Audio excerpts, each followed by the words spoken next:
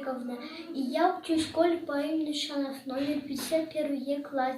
И сегодня я расскажу вам интересную сказку «Лесной концерт». Это бык, а это мышка. Бык большой, а мышка маленькая. У быка виолончель, а у мышки скрип. Виолончель большой, а скрипка маленькая.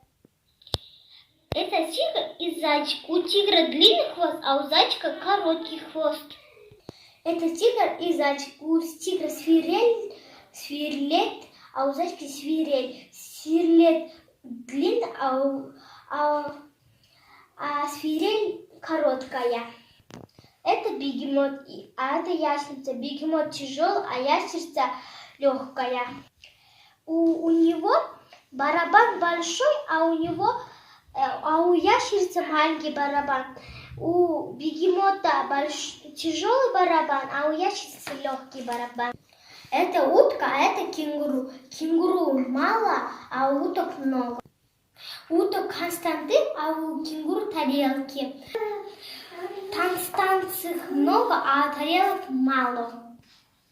Жаворонок поет чик-чик, лягушка квакает ква-ква.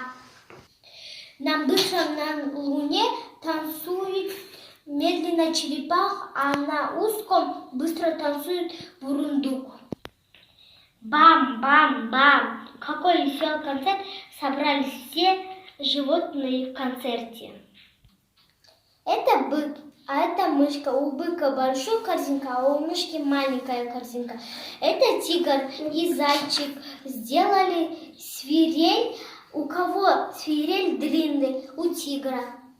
Это бегемот, а это ящерица. Они выпускают летучий змей. У кого змей выше? У бегемота.